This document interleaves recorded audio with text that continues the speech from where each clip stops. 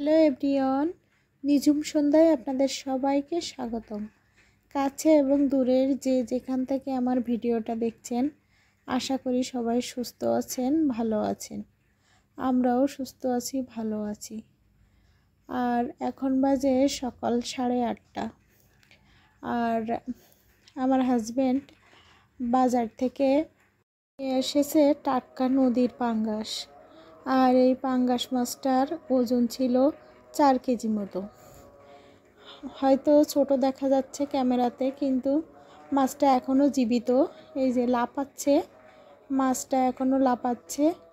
আর আমি কিছু ডুমুরের পাতা নিয়ে মাছটার গা থেকে কালো কালো অংশগুলো ঘষে ঘষে উঠিয়ে ফেলছি। আর আমি যে কোনো মাছ অনেক পরিষ্কার করে না ধুলে আমার কাছে গন্ধ লাগে, আমি খেতে পারি না। ওই জন্য মাছটা পরিষ্কার করে ধুয়ে নিচ্ছি। আর আমি ডুমুর পাতা দিয়ে পরিষ্কার করার পরে মাছটা একটু ধুয়ে নিয়ে তারপরে মাছটা কাটছি এবার। আর আমার বটি হিসেবে মাছটা অনেক বড়, আমি কাটতেই পারছি না। তারপরেও অনেক কষ্ট করে মাছটা কাটলাম। এবার কাটা নিয়ে পড়লাম বিপত্তিতে। মাছটা কাটতে কাটতে তো আমি নাজেহাল। আর আমার অবশ্য বড় বটি আছে, কিন্তু সেটা বাদ দিয়ে আমি ছোট বটি দিয়েই কাটছি।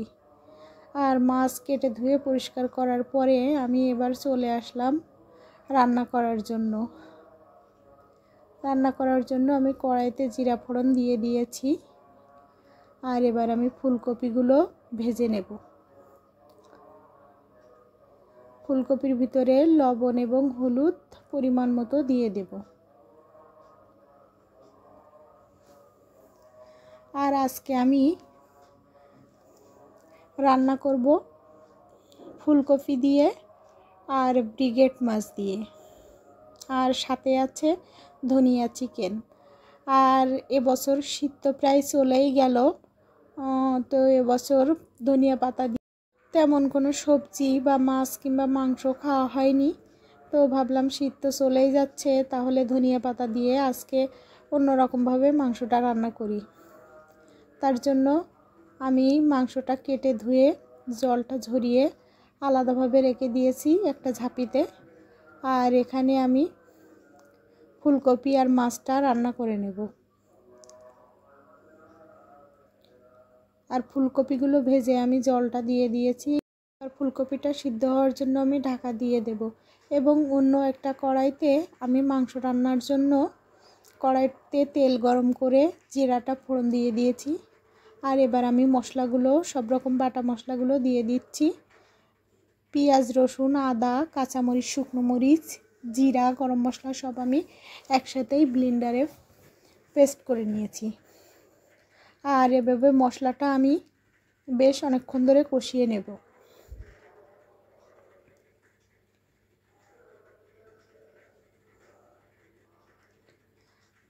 আর যে কোনো মাংস রান্নার ক্ষেত্রে মশলাটা যত কষানো হবে মাংসের টেস্টটা তত বেশি ভালো লাগবে। তার জন্য আমি মশলাটা বেশি ভালো করে যে কোনো মাছ কিংবা মাংস রান্নার ক্ষেত্রে মশলাটা ভালোভাবে কষিয়ে নিই। আর এবার আমি লবণ আর হলুদ দিয়ে দিলাম।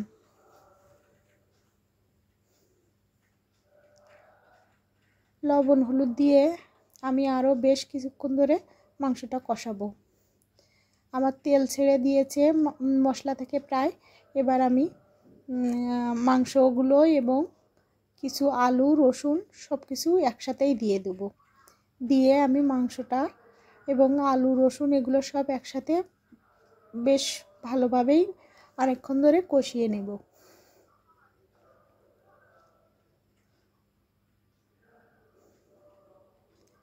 আর আজকে মাংসটা আমি ঝোল ছাড়াই মাংস রান্না করব।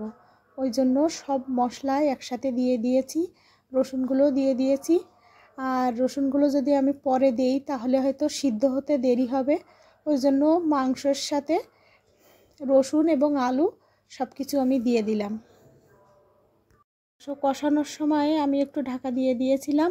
ঢাকা দেওয়ার ফলে মাংস থেকে অনেক জল বের হয়েছে। আর এই জলটা আমি ভালোভাবে কষাতে কষাতে শুকিয়ে নেব। আর ঢাকা দেওয়ার কারণে আমার রসুনটাও অর্ধেক প্রায় শুকিয়ে গেছে। এভাবে ঢাকা দিয়ে দিয়ে মাংসটা আমি ঝোলটা শুকিয়ে ফেলেছি প্রায়।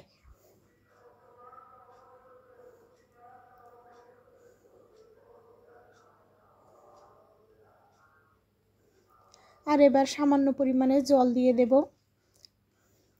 রসুনটা এবং মাংসগুলো যাতে ভালোভাবে সিদ্ধ হতে পারে এর জন্য আমি কিছুটা পরিমাণে জল দিয়ে দিয়েছি।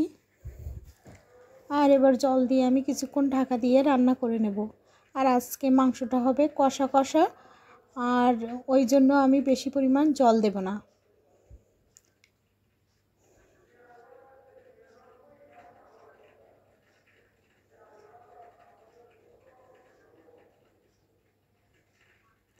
আর এভাবে ঢাকা দিয়ে দিয়ে আমি বারে বারে মাংসটা বেশ কিছুক্ষণ ধরে কষিয়ে ঝোলটা কমিয়ে নেব। আমার মাংস রান্না প্রায় হয়ে গেছে। আমি উপরে একটু ধনেপাতা দিয়ে দিলাম, মাংসের স্বাদটা যাতে ধনেপাতার একটা ফ্লেভার আসে তার জন্য। আর শেষে আমি জিরা এবং গরম মশলার গুঁড়া করে রেখেছিলাম, সেই মশলার গুঁড়াটা দিয়ে দিলাম।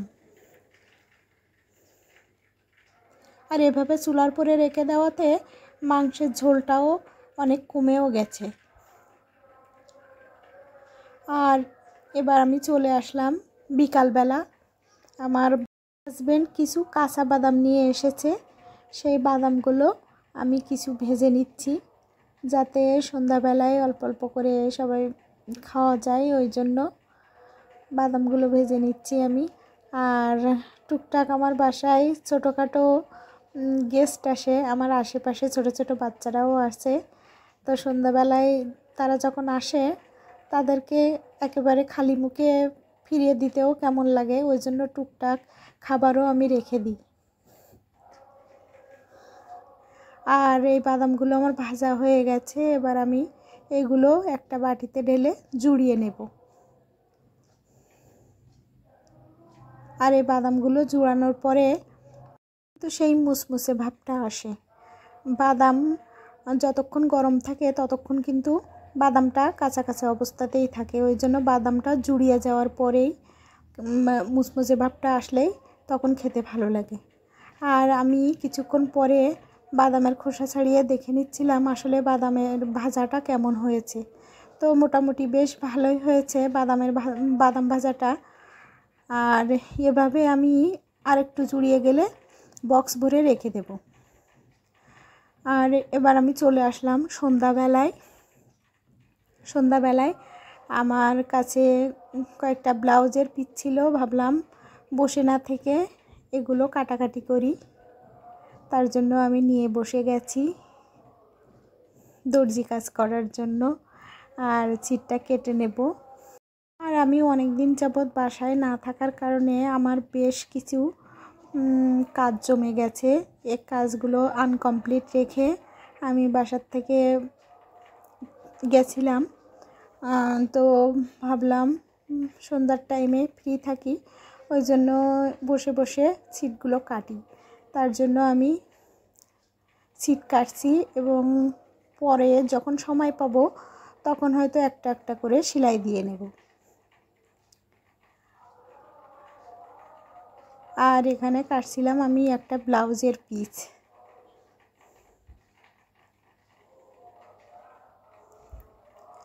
কোনো কারণে ফিতাটা খুঁজে পাচ্ছি না, ওই জন্য স্কেল দিয়ে মাপ দিয়ে দিয়ে কেটে নিচ্ছি দাগটা।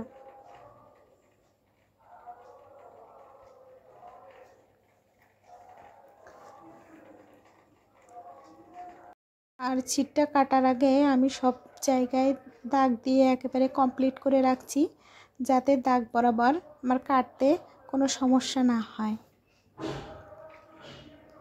গলা এবং হাতার দিকটা আমি কেটে নিচ্ছি বা দাগ দিয়ে নিচ্ছি।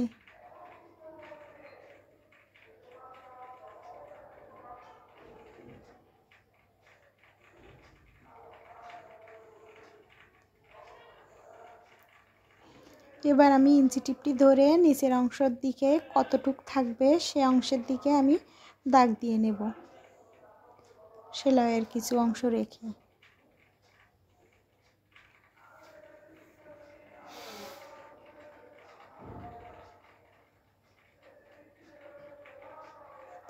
আর আমার বাসার টুকিটাকি কাজ কিন্তু আমি নিজেই করি। আর অন্য কারোরটা সেলাই করতে পারি বা না পারি, আমি নিজের কাজ নিজে করতে পছন্দ করি। আর আমি মনে করি প্রতিটা ফ্যামিলিতে একটা করে সেলাই মেশিন থাকা উচিত, কারণ সংসারের টুকিটাকি কাজ কম না। এগুলো করতে গেলে হয়তো দেখা যায় কিছু কিছু কাজ আছে সেগুলো দর্জির দোকানে নিয়েও যাওয়া যায় না। আবার দেখা যায় বাসায় যদি একটা মেশিন থাকে তাহলেও অনেক সুবিধা হয়। ওই জন্য মূলত আমি বাসায় টুকিটাকি কাজ শিখে আমি নিজের কাজগুলো নিজেই করি। আর এবার আমি দাগ কাটা শেষ হয়ে গেছে, আমি ব্লাউজের পিসটা কেটে নিচ্ছি দাগ বরাবর।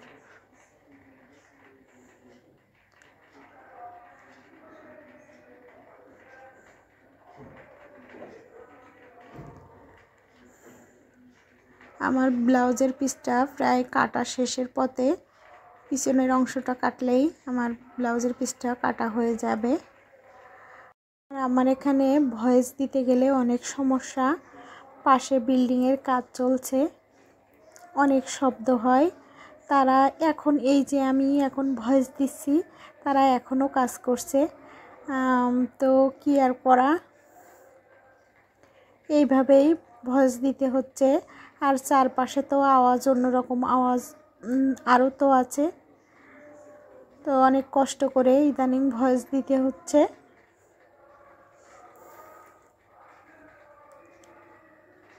আর আমার প্রায় ব্লাউজের পিসটা কাটা হয়ে গেছে, এক পাট কাটা হয়ে গেছে।